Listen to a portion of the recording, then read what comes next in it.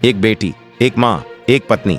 जब अंतिम विदाई का समय आता है तो इंसान बस एक ही चीज चाहता है, अपने किसी अपने को आखिरी बार छू लेना, आखिरी बार देख लेना और दिल से विदा कहना। लेकिन सोचिए, अगर आपको वो मौका भी ना मिलने दिया जाए, अगर उसी पल आपको रोक दिया जाए, गेट बंद कर दिया जाए और आपकी आवाज, आपकी चीखें, आपकी दहाड़ती हुई पुकार दीवारों के पीछे खो जाएं। हेमा मालिनी चिल्लाती रहीं, रोती रहीं, बार बार यही कहती रहीं, मुझे जाने दीजिए, मुझे अंतिम बार उन्हें देखने दीजिए। लेकिन उन्हें अंतिम रस्में करने तक नहीं दी गईं। सब कुछ जानने के लिए इस वीडियो को अंत तक जरूर देखिए, क्योंकि जो सच आज मैं आपको बताने वाला हूँ वो शायद आपने पहले कभी नहीं सुना होगा। शाम ढल चुकी थी और बारिश की हल्की हल्की बूंदें खिड़कियों से आकर टकरा रही थीं। चारों ओर ऐसा सन्नाटा पसरा था कि दीवार पर टंगी घड़ी की टिक भी किसी विस्फोट की तरह दिलों में उतर रही थी। उसी सन्न पड़े माहौल में सब बैठे थे। सनी देओल, जिनकी आंखों में गुस्से, दर्द और जिम्मेदारी का एक साथ उठा हुआ तूफान साफ झलक रहा था। हेमा मालिनी, जिनकी नजरें सामने होते हुए भी जैसे कहीं दूर खोई हुई थीं, उनकी चुप्पी में गहरा सागर सा दर्द था। और जरा दूरी पर रखी कुर्सी पर प्रकाश कौर,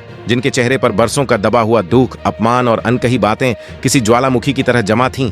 कोई कुछ बोल नहीं रहा था। बस पंडित जी ने पूजा के आखिरी मंत्र पूरे करके बड़े गंभीर स्वर में कहा कि अब वसीयत पढ़ देना जरूरी है, वरना आगे चलकर कानूनी उलझनें खड़ी हो सकती हैं। इतना सुनते ही सनी तेज आवाज में भड़क उठे, बोले कि अभी वसीयत की कोई जरूरत नहीं है। पिता को गए हुए अभी 2 दिन भी नहीं हुए। लेकिन हेमा ने बेहद शांत मगर कठोर लहजे में कहा कि सच जितनी देर से सामने आएगा, तकलीफ उतनी ही ज्यादा बढ़ेगी। उनके ये शब्द पूरे कमरे में बिजली की तरह दौड़ गए। पास ही दीवार का सहारा लिए खड़े बॉबी देओल की आंखों में आंसू भरे थे, मगर उन आंसुओं के पीछे तनाव की गहरी रेखाएं भी साफ उभर आई थीं। वसीयत पढ़ी जाएगी, हेमा ने और कड़कते हुए कहा, क्योंकि अगर हम और देर करेंगे तो हालात हमारे हाथों से निकल सकते हैं। ये सुनकर प्रकाश कौर की आंखें और भी लाल हो गई। उनके दिल में एक ही बात चल रही थी, अब सच सामने आएगा। अब पता चलेगा कि इस घर में असल में किसकी कितनी कीमत थी, कौन वाकई अपना था और कौन नहीं। वसीयत लाने के लिए सब धर्मेंद्र साहब के उस पुराने कमरे की ओर बढ़े जहां उन्होंने अपनी जिंदगी के सबसे अहम फैसलों को कागज पर उतारा था। कमरा आज भी वैसा ही था।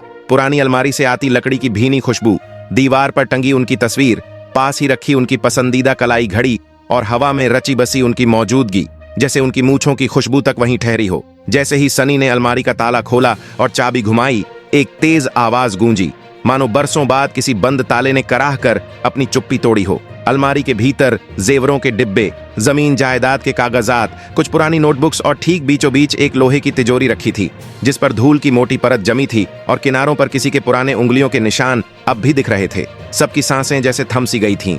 दिल इतनी तेजी से धड़क रहे थे कि लगता था उनकी आवाज भी सुनाई देने लगेगी। लेकिन तिजोरी की चाबी, किसी को नहीं पता था कि वह कहाँ है। तभी अचानक ईशा देओल दौड़ती हुई कमरे में आई। उसकी सांस तेज चल रही थी। उसने कहा, माँ, शायद यही चाबी है। और उसके हाथ की एक छोटी सी चाबी मेज पर रखे जाते ही फिर से पूरे कमरे में गहरा सन्नाटा छा गया। मानो अब जो खुलने वाला था वह सिर्फ एक तिजोरी नहीं, बल्कि बरसों से दबी एक सच्चाई थी। सनी ने उस छोटी चाबी को उठाकर धीरे से तिजोरी के लॉक में लगाया। जैसे ही एक हल्की सी क्लिक की आवाज आई, तिजोरी अपने आप खुल गई और उसी क्षण पूरा कमरा एक अजीब सी खामोशी में डूब गया, क्योंकि अंदर सिर्फ वसीयत नहीं रखी थी, वहां एक पुराना पीला सा लिफाफा पड़ा था, जिस पर मोटे अक्षरों में लिखा था, इसे तभी खोलना जब सच जानने की हिम्मत रखो। ये पढ़ते ही सबकी सांसें जैसे अटक गईं। हेमा ने तुरंत कहा, पहले वसीयत पढ़नी चाहिए। मगर प्रकाश कौर का संयम टूट गया और वह ऊंची आवाज में बोली, नहीं, पहले यही लिफाफा खोलेगा, क्योंकि इसी में वो सच्चाई छुपी है जिसे तुम सब बरसों से दबाते आए हो। सनी अंदर से पूरी तरह टूट चुका था। उसकी आवाज कांप उठी, बस करो, पापा को गए अभी 3 दिन भी नहीं हुए और तुम लोग तमाशा बनाने पर तुले हो। लेकिन अब कमरे में मौजूद हर इंसान के मन में सिर्फ एक ही सवाल घूम रहा था, आखिर उस लिफाफे में ऐसा क्या राज है जिसे धर्मेंद्र साहब ने दुनिया की नजरों से छुपा कर रखा। कुछ पल की तनातनी के बाद आखिरकार वह लिफाफा खोल दिया गया। उसके अंदर एक पुरानी डायरी का फटा सा पन्ना था, जिस पर कांपते हाथों से लिखे शब्द थे, अगर तुम यह पढ़ रहे हो तो समझो मैं अपनी आखिरी सांस ले चुका हूँ। मेरी एक भूल ने 2 परिवारों को निगल लिया। मेरी संपत्ति के लिए मत लड़ना, क्योंकि असली खजाना उस अलमारी के पीछे है जहां मेरा सबसे बड़ा सच दफन है। सबकी नजरें एक दूसरे से टकराईं और बिना एक शब्द कहे सबने मिलकर अलमारी को धीरे धीरे पीछे की ओर सरकाया। दीवार हल्की सी कांपी और उसके अंदर एक छोटा सा गुप्त दरवाजा दिखाई दे गया। जैसे ही वह दरवाजा खोला गया, अगर तुम सब यह वीडियो देख रहे हो तो इसका मतलब है कि अब मैं इस दुनिया में नहीं रहा। मेरी जिंदगी में मुझसे कई बड़ी गलतियां हुई।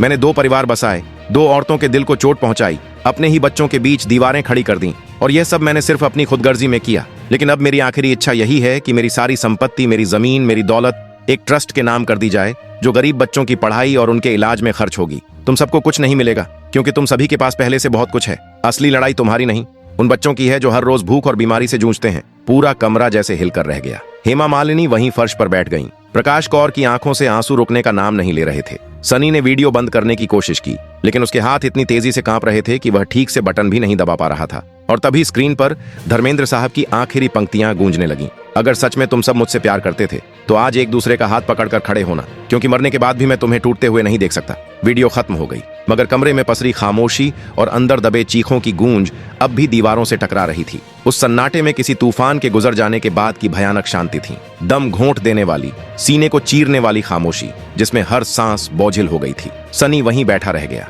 उसकी नजरें उस काली पड़ चुकी स्क्रीन पर जमी थीं, जहां कुछ पल पहले उसके पिता की तस्वीर मुस्कुरा रही थी, जैसे धीरे से कह रही हो, बेटा आपस में मत लड़ना। लेकिन अब वह मुस्कान सिर्फ एक रिकॉर्डिंग में कैद रह गई थी, असली जिंदगी से बहुत दूर। दूसरी ओर बॉबी दीवार का सहारा लेकर खड़ा था। उसके चेहरे पर पसरा दर्द शब्दों में समेटना नामुमकिन था, क्योंकि उसने कभी सोचा भी नहीं था कि पिता के जाने के बाद उसी घर की चारदीवारी के भीतर सच ऐसे तूफान की तरह टूट पड़ेगा। वहीं प्रकाश कौर और हेमा मालिनी, दो औरतें जिन्होंने उसी एक इंसान के लिए अपनी पूरी जिंदगी दांव पर लगा दी थी, एक पल को ऐसा महसूस करने लगीं जैसे किसी ने उनके सीने के भीतर तेज खंजर उतार दिया हो। उनके चेहरों पर एक ही सवाल तैर रहा था, क्या वाकई यह सब उसी आखिरी दिन के लिए लिखा गया था? धर्मेंद्र साहब की रिकॉर्डिंग में कही गई आखिरी बातें अब भी कमरे की दीवारों से टकराकर गूंज रही थीं। अगर मुझसे प्यार है तो एक दूसरे का हाथ पकड़ लेना, जैसे यह महज एक वाक्य नहीं, बल्कि उनका अंतिम हुक्म, उनकी अंतिम ख्वाहिश और उनका आखिरी सपना बन चुका हो। लेकिन सच यही था कि अब घर के लोग एक दूसरे की तरफ देखने की हिम्मत भी नहीं जुटा पा रहे थे। प्यार की जगह अपराध बोध ने ले ली थी,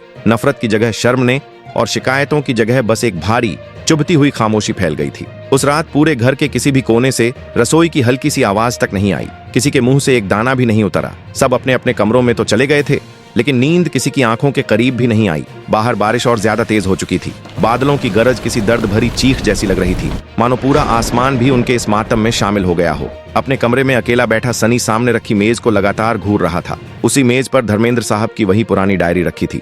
मोटे चमड़े की जिल्द, पीले पड़ चुके पन्ने और समय के साथ घिस घिस कर कमजोर हो चुके किनारे। कांपते हुए हाथों से उसने डायरी खोली। पहले ही पन्ने पर लिखी पंक्ति उसकी आंखों में उतर गई। हर शुरुआत सच्चाई से होनी चाहिए, क्योंकि झूठ की बुनियाद पर खड़ी इमारत पहली ही बरसात में ढह जाती है। ये शब्द पढ़ते ही उसकी आंखों से आंसू बह निकले और कागज पर गिरकर फैल गए। उसके जहन में यादों का एक तूफान उमड़ने लगा। बचपन की मासूम दौड़ भाग, पिता की मजबूत बाहें, उनकी गोद की गर्माहट, फिल्म के सेट्स की हलचल, कैमरे के सामने पहली बार खड़े होने की घबराहट, डांट में छिपा प्यार और तारीफों के पीछे छुपा गर्व, सब कुछ एक साथ उसके मन के पर्दे पर चलने लगा। उसने हवा में हाथ बढ़ाया, जैसे अब भी पिता की उंगली थाम सकता हो, लेकिन उसकी मुट्ठी में सिर्फ खालीपन ही सिमट कर रह गया। खुद को संभालते हुए उसने अगला पन्ना पलटा। वहां लिखा था, जो मैंने किया शायद वह सही नहीं था, लेकिन जो गलतियां मुझसे हुईं वे भी मजबूरी की कोख से जन्मी। परिवार को टूटने से बचाने के लिए मैंने झूठ का रास्ता चुना और उसी झूठ ने मुझे मेरे अपने घर में पराया बना दिया। इस एक वाक्य ने सनी के दिल को छलनी कर दिया,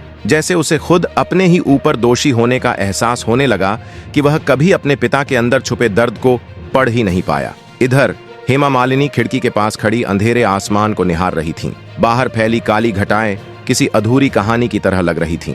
बहुत धीमी आवाज में, लगभग खुद से ही उनके होंठों से निकला, क्या हम सच में उनकी खुशी का हिस्सा थे या सिर्फ उनके फैसलों की एक मजबूरी? ये कहते कहते वह टूटकर वहीं नीचे बैठ गईं। उनकी आंखों में सालों से दबा हुआ दर्द अब बिना किसी रोक के बहने लगा। दूसरी तरफ कमरे में प्रकाश कौर बिस्तर पर सिर थामे बैठी थीं। उनका पूरा शरीर कांप रहा था और सूखे होठों से एक बिखरी हुई सी आवाज निकली, इतनी बड़ी सच्चाई उन्होंने हम सबसे छुपाई, आखिर क्यों? उस पूरे घर में सवालों का अंबार था, लेकिन जवाब किसी के पास नहीं था। हर तरफ सिर्फ एक ऐसी खामोशी फैली थी जो धीरे धीरे हर दिल के अंदर और गहरी होती जा रही थी। मन में एक अजीब सा विचार उठा, क्या मैं सचमुच इतनी दूर निकल आई थी? बहुत देर तक कोई भी किसी से कुछ कह नहीं सका, लेकिन जैसे ही सुबह हुई, सूरज की हल्की हल्की किरणें पर्दे को चीरती हुई कमरे के अंदर फैलने लगीं। हवा में एक अनोखी सी शांति घुल चुकी थी और उसी खामोश सुकून के बीच सब लोग फिर से बैठक में आकर बैठ गए। इस बार चेहरों पर गुस्से की जगह थकान की गहरी रेखाएं थीं, आंखों में समझ का बोझ और दिलों में पछतावे की परछाइयां। टेबल के ऊपर वही पुराना पीला लिफाफा रखा हुआ था, जिसकी गहरी सिलवटें साफ बता रही थीं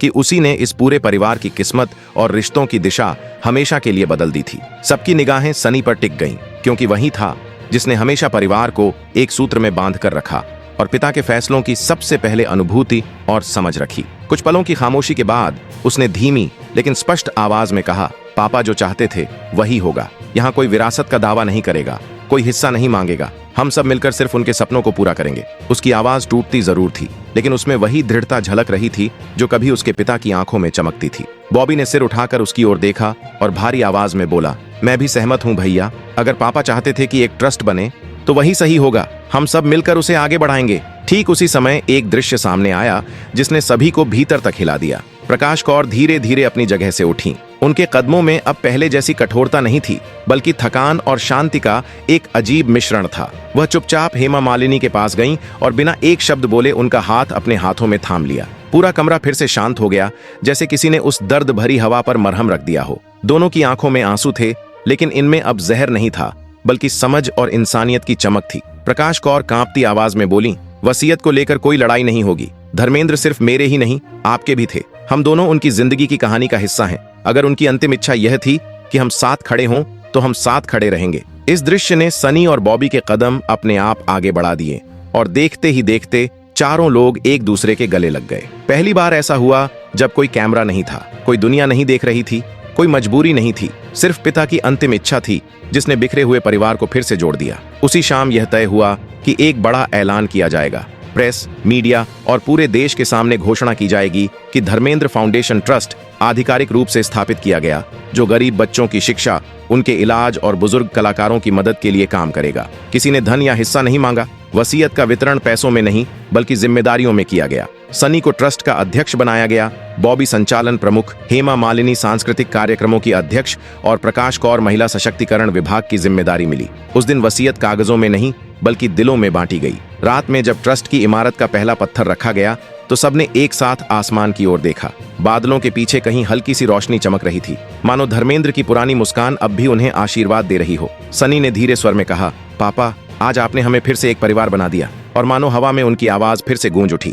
लड़ाई घर तोड़ देती है, लेकिन प्यार इतिहास बना देता है। इस एहसास के साथ एक लंबा, दर्द भरा लेकिन उम्मीद से भरा अध्याय धीरे धीरे अपने अंत तक पहुंचा। उपरोक्त वर्णन एक रचनात्मक प्रस्तुति है। इसमें दिखाए गए घटनाक्रम, संवाद, वसीयत, गुप्त दस्तावेज, वीडियो रिकॉर्डिंग और संपत्ति से जुड़ी बातें किसी भी आधिकारिक स्रोत द्वारा पुष्टि नहीं की गई हैं। अतः इसे तथ्यात्मक सत्य न मानकर केवल कल्पना या काल्पनिक कथा के रूप में देखा जाना चाहिए। अगर आपको यह वीडियो पसंद आया हो तो कृपया लाइक, शेयर और सब्सक्राइब करना न भूलें। धन्यवाद।